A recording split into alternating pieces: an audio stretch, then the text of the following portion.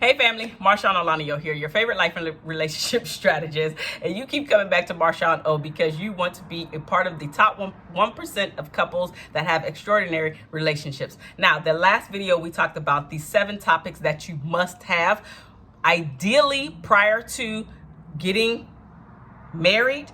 This one is going to talk about the top 15 questions. Yes, the top 15 questions that you must have prior to saying I do. Now, disclaimer, if you are having these conversations, then you are already in a relationship with the person and you guys have been consistently talking about marriage.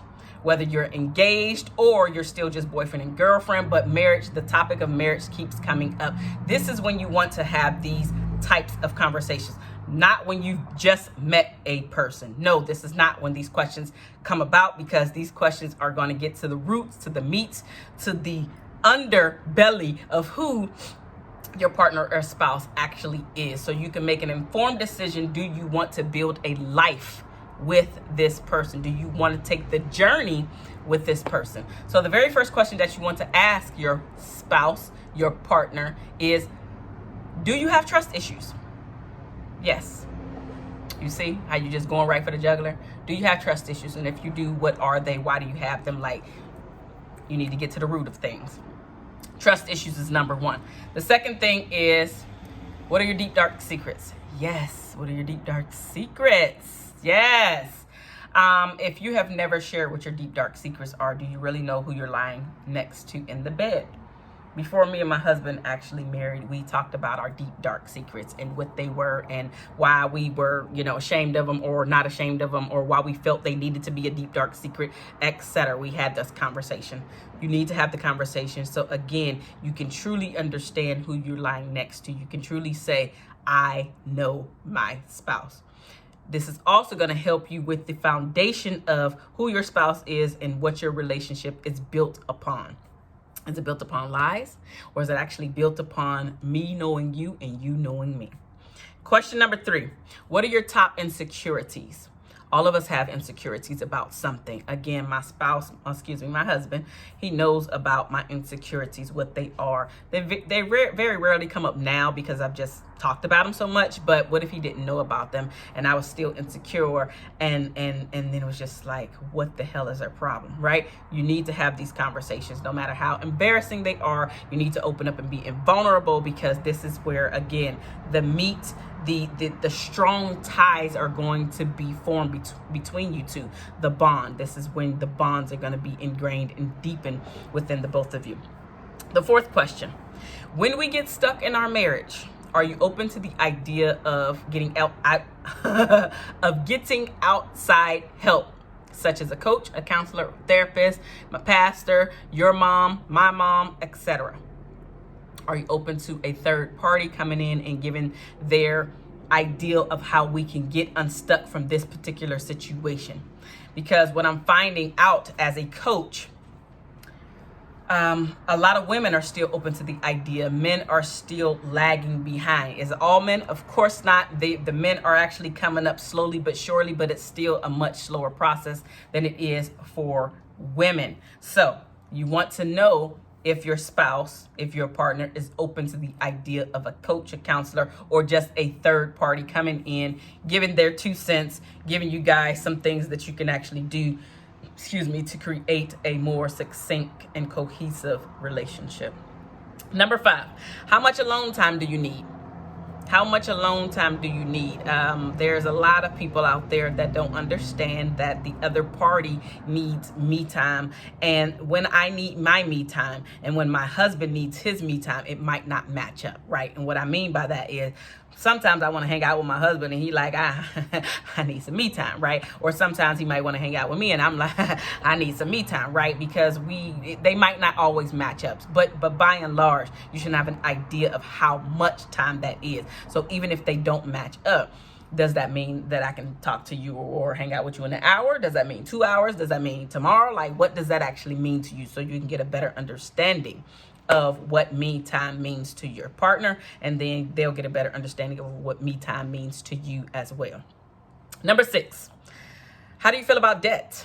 Like, is it You don't care about it? Do you have a lot of it? Do you have a little bit of it? Like finances in general, but specifically here, debt, because this is a thing that I'm finding more and more where some couples are saying that they don't even want to get married because one has so much, and once you two become one, your debt is now his debt, and his debt is now your debt.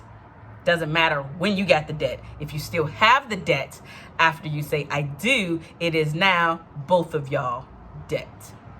So are you willy-nilly with those credit cards? Do you have hidden credit cards? Are you an impulsive buyer? Like, what does it mean, and how do you feel about debt? Like, get deep down and dirty about what it means to have debt and how it makes you feel and your partner feel as well.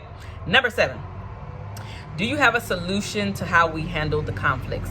And conflicts are absolutely always going to come up. If you watch the 7 topics video that you must discuss prior to marriage, I talked about conflicts in there too, because people don't understand. They think that something is wrong. They think that they might even break up if they have a conflict. Just understand that conflicts are going to happen, which is why I talked about it in that video. I'm also talking about it in this video because that's how important. And I want you to be aware that conflicts are always going to happen. They are, but the more that you guys open up, the more that you share, the conflicts will actually lessen. In the beginning, you two are trying to learn each other. So you're going to have a whole lot more conflicts in the beginning versus somebody that's been married 5, 10, 15, 20 years, right? When you're first getting married, there is just so many crazy conflicts, and you're just like, really? I got married to deal with this, but a lot of it is you two stopping being individuals, and now you're becoming that one. Yes, a lot of people don't understand that. So just know conflicts are going to come. A lot of it comes from both of you being individuals, trying to strip away that individuality and realizing that you need each other so you can become that one. Conflicts, they're going to happen. How are we going to, you and your spouse, going to handle them? Number 8, what boundaries do you have when it comes to the opposite sex? And this specifically is talking about friends, and are there, again, the boundaries with them. What is the boundary? Does that mean that they can call it all hours of the night still? Can they text you at all hours of the night still?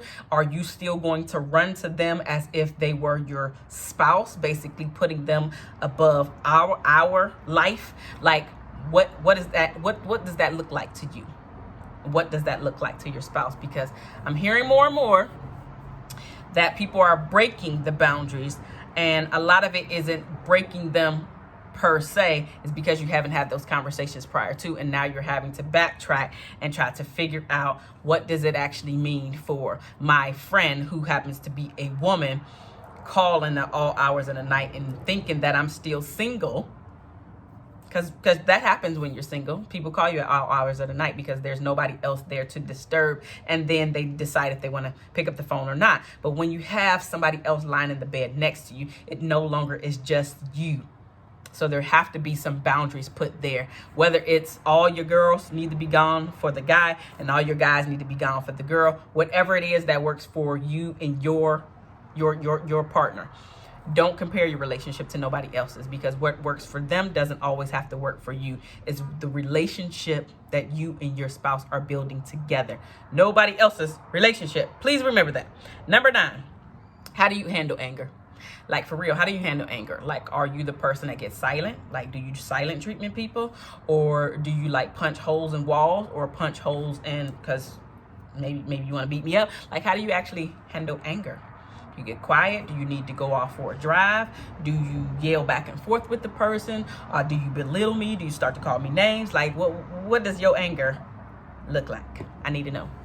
Especially if you haven't seen it thus far. And if you haven't seen it and you guys are talking about marriage, you need to see it, boo. You need to see what that anger look like. For sure. You need to see it. Number 10. How good are you at apologizing? And it's not so much saying the word like, I'm apologizing. It's just like, are you a person that can actually take responsibility for the portion that you played and why we need to now say I'm sorry to one another? Or do you feel like I'm always just supposed to apologize to you because no matter what I do, no matter what you do, I'm always to blame? Like, what does saying I'm sorry, what does that apology actually look like? Can you actually say I'm sorry? Can you actually say, you know what, it was my fault? This is the part that I played in why we had that argument. This is the part I played in why I got angry the other day. Can you take responsibility for your part? Or are you a person that says, hell no, it ain't me, it's always you, like you're the blamer, it ain't never your fault? That is just never true. But I'm gonna move on. Like, how do you handle that? Can you even say I'm sorry? What does that look like? Number 11, how quick are you to forgive? So not only I want to know how you are when you're saying I'm sorry or apologizing, like, are you still holding on to that? Are you building up resentment and animosity toward me? Or when you say that you have forgiven me, you actually have forgiven me. And so I don't have to worry about in the next year, in the next 5 years, when we're having a conversation about something, and now you bring up this old one. Because in a year and 5 years, this now conversation that we're arguing about will now be old news. Are you a person that holds on to things and then starts to throw it in my face later on? Are you? Or are you just going to forgive and say, you know what? I'm not perfect. He's not perfect. Okay. All right, let's keep it moving. Let's keep moving forward. Let's keep building. Let's keep building the trust. Keep building the relationship. Keep building the foundation. How do you look at things? Number 12. How will you two make sure you have quality time together no matter how busy you two get? This one could be a big one, whether you guys work in opposite shifts or because maybe somebody travels. Like, how are you, what does that, and how is that going to look? The quality time that needs to be spent with each other. Number 13. What does your faith and spirituality mean to you? And again, this is for both of you. Again, this same topic or discussion question was in these 7 topics, because there are 3 top reasons why people get divorced. Finances, which is the budget I mentioned earlier. Children, didn't mention that one, but children is absolutely one, whether you want to have them or not. And then the third one is spirituality, faith, i.e. religion. Those are the top 3 reasons why people get divorced, because they do not have the conversations prior to saying I do, and then things do not go well afterwards. So what is your spirituality? What does your faith look like? How is that going to be handled in our relationship? Number 14, how important is self-care to you? Self-care is whatever brings you to life when you are not necessarily with your spouse, whether it's your hobby, whether it's you going to get manicure, pedicure, massage, or just going in nature, going out for a hike, going for a run, going for a swim. Like, what does self-care look like to you? Self-care can also be meditation, like literally going inward. Maybe you need to read a book or listen to whatever, right? So meditation, or just what does it look like to you? How is that going to affect our building of our relationship together? How important is it to you? Number 15. Can you two comfortably have an open discussion about sexual preferences and your needs? This one is big too, because a lot of people do not come forth, and they're not truly open with what they do like, what they don't like. And a lot of times it is the women, because we know that men have fragile egos, specifically when it comes to their maleness and their performance. And so if they're feeling like you're not being satisfied, and especially your delivery, women, your delivery, how it's coming out, you can crush his ego. Truth be told, yes, you can crush his ego. So can you openly discuss what your preferences are, what your needs are, what your, how it's going to keep you happy in the bedroom? Can you openly discuss that? And if you cannot, then why? Like, have a conversation about why you can't openly discuss that. Was it something that was told that was Like you can be a bad girl if you do certain things in the bedroom, or you're not supposed to do this because your religious beliefs. Like, just go deeper, take a deep dive into it. Get away from the superficial. Take a deep dive into the why. If you can find out the root, if you can find out the why, then you can truly build a strong foundation with your spouse. And I know that that's 15, but I do have a bonus for you, especially if you made it this far into the video. Do you want kids? There's that third thing. There's that third thing that breaks up relationships. Do you want kids? If so, how many? If so, how many?